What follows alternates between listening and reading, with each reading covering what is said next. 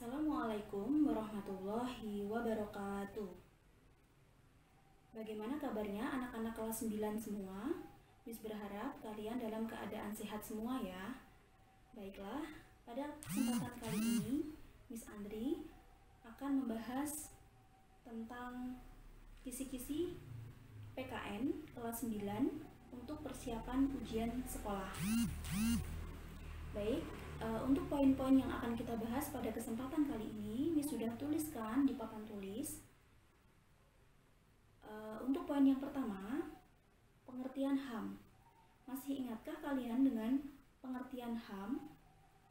Ya, HAM adalah hak asasi manusia. Hak asasi manusia adalah hak-hak yang sudah dipunyai oleh seseorang sejak ia masih di dalam kandungan. Menurut Undang-Undang Nomor 39 Tahun 1999, hak asasi manusia adalah seperangkat hak yang melekat pada hakikat setiap keberadaan manusia yang merupakan makhluk Tuhan Yang Maha Esa. Jadi, hak asasi manusia itu kita dapatkan sebagai anugerah dari Tuhan Yang Maha Esa. Hak asasi manusia diatur di dalam Undang-Undang Dasar 1945. Yaitu pada pasal 27 ayat A sampai J, pasal 28, pasal 29 ayat 2, pasal 30 ayat 1, dan pasal 31 ayat 1. Hak warga negara dalam upaya membela negara juga tercantum di dalam Undang-Undang Dasar 1945, pasal 27 ayat 3. Masih ingat bunyi pasal 27 ayat 3? Pasal 27 ayat 3 berbunyi, setiap warga negara berhak dan wajib ikut serta dalam upaya pembelaan negara. Baik, kita akan lanjutkan. Pada poin yang ketiga, apa saja upaya warga negara yang dapat dilakukan untuk ikut serta dalam usaha membela negara? Menurut Undang-Undang Nomor 3 Tahun 2002, upaya yang dapat dilakukan oleh warga negara dalam keikutsertaan membela negara adalah 1. Melalui pendidikan kewarganegaraan. Yang kedua, melalui pelatihan dasar kemiliteran secara wajib. Yang ketiga, pengabdian secara sukarela maupun secara wajib. Dan yang keempat, pengabdian sesuai dengan profesi. Oke, kita lanjutkan ke poin selanjutnya. Poin yang keempat adalah contoh penerapan upaya bela negara dalam lingkungan masyarakat. Penerapan upaya bela negara dapat kita lakukan dimanapun kita berada, di lingkungan manapun. Salah satunya adalah di lingkungan masyarakat. Contoh penerapan upaya bela negara dalam lingkungan masyarakat adalah 1. Menciptakan suasana yang damai dan rukun. 2. Sikap toleransi dan menghargai perbedaan di antara anggota masyarakat. Yang ketiga, ikut kegiatan bergotong royong. Yang keempat, ikut menjaga keamanan lingkungan dengan mengikuti siskamling atau ronda malam. Nah, itu contohnya. Oke, kita lanjutkan ke poin selanjutnya. Poin selanjutnya adalah poin ke-5, yaitu pengertian demokrasi. Apa itu demokrasi? Masih ingat pengertian demokrasi? Ya, pengertian demokrasi itu berasal dari bahasa Yunani yang diambil dari kata demokratia. Demokratia itu sendiri memiliki arti kekuasaan rakyat.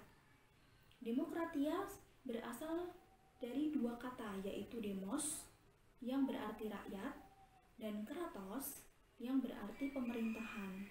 Jadi jika kita gabungkan, demokrasi itu adalah pemerintahan rakyat. Abraham Lincoln menyebutkan bahwa pemerintahan yang demokratis adalah pemerintahan dari rakyat, oleh rakyat, dan untuk rakyat. Oke, kita lanjutkan ke poin selanjutnya.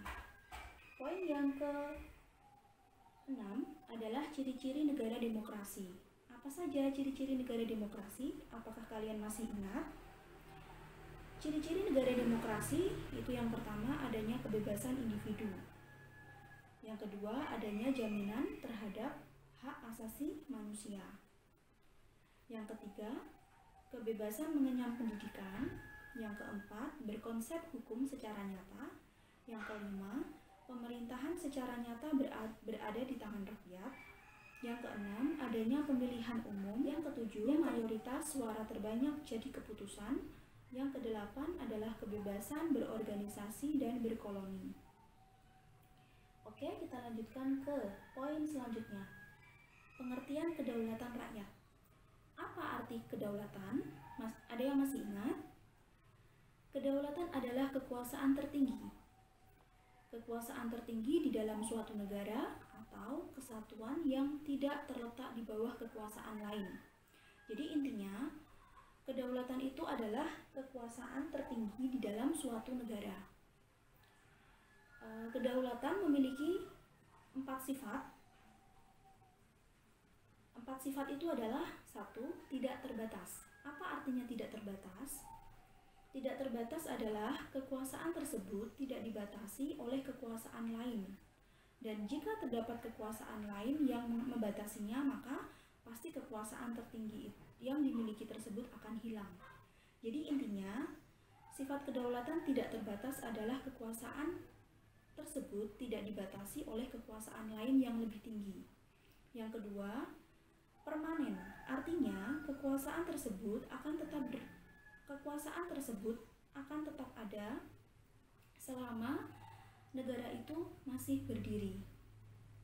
Sifat yang ketiga adalah tunggal. Tunggal artinya kekuasaan tersebut adalah satu-satunya kekuasaan tertinggi dalam suatu negara yang tidak bisa diserahkan atau tidak dapat dibagi-bagikan kepada badan ataupun lembaga lain.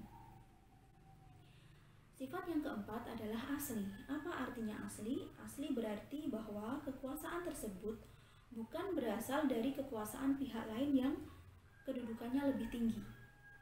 Oke. 4 poin tersebut adalah sifat-sifat kedaulatan. Tadi yang pertama ada sifat kedaulatan itu tidak terbatas. Yang kedua, permanen. Yang ketiga, tunggal. Dan yang keempat adalah asli. Oke, poin selanjutnya adalah kemerdekaan mengemukakan pendapat di muka umum. Apa artinya kemerdekaan mengemukakan pendapat?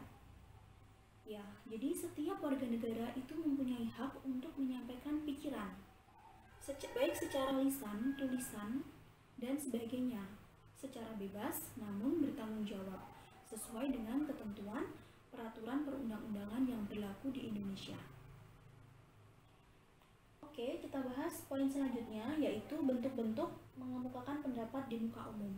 Apa saja bentuk-bentuk mengemukakan pendapat di muka umum? Yang pertama ada unjuk rasa atau demonstrasi. Ada yang masih ingat apa itu demonstrasi? Ya, demonstrasi adalah kegiatan yang dilakukan seseorang atau lebih untuk mengeluarkan pikiran atau kebebasan mengeluarkan pendapat secara lisan, baik secara lisan maupun secara tulisan dan sebagainya, secara demonstratif di depan umum atau di muka umum. Yang kedua, pawai. Pawai yaitu cara menyampaikan pendapat dengan arak-arakan di jalan umum. Yang ketiga, rapat umum. Rapat umum adalah pertemuan terbuka yang dilakukan untuk menyampaikan pendapat dengan tema tertentu. Yang keempat, mimbar bebas. Apa itu mimbar bebas? Ada yang masih ingat mimbar bebas itu apa? Mimbar bebas yaitu kegiatan menyampaikan pendapat di muka umum yang dilakukan secara bebas dan terbuka tanpa tema tertentu.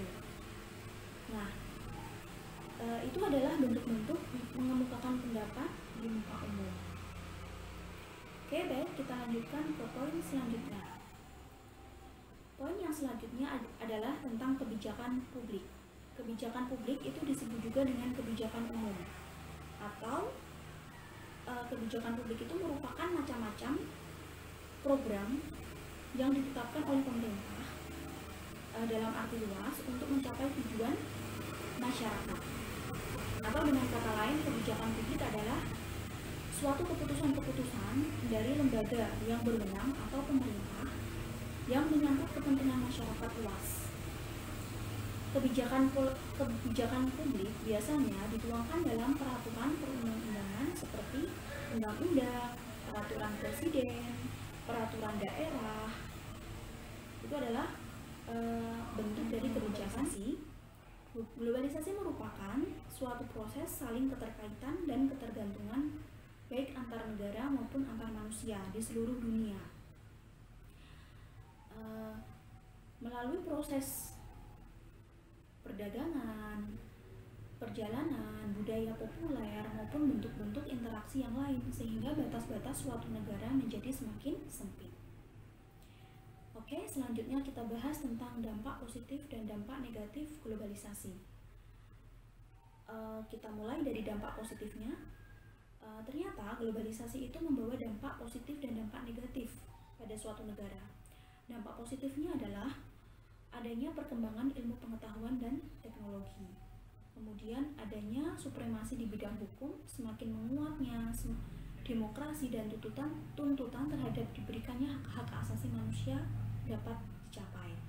Yang ketiga, meningkatkan etos kerja yang lebih tinggi, keinginan untuk bekerja keras, memiliki sikap disiplin, serta jiwa kemandirian, rasional, dan sportif. Itu adalah dampak positif dari globalisasi. Kita lanjutkan ke dampak negatif globalisasi. Apa saja dampak negatif globalisasi? Dampak negatif globalisasi itu contohnya adalah munculnya ancaman disintegrasi. Munculnya ancaman disintegrasi bangsa dan negara yang dapat menggoyahkan suatu negara. Yang kedua, meningkatkan fanatisme terhadap agama, etnis, dan rasial di masyarakat. Dampak negatif yang ketiga adalah meningkatnya sifat individualisme, materialisme, dan konsumtif di kalangan masyarakat. Yang keempat, rasa nasionalisme masyarakat semakin memudar.